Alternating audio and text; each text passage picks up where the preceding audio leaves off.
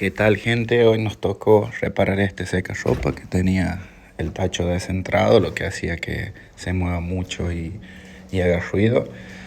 Le conseguimos las 3 gomitas de suspensión nuevas, que son las que soportan el motor y lo mantienen centrado a la hora de centrifugar. Y las colocamos a las gomitas nuevas. Luego colocamos el motor que lo habíamos retirado para trabajar con más comodidad. Tapamos el equipo con esta tapita que va a presión y lleva solo un tornillo.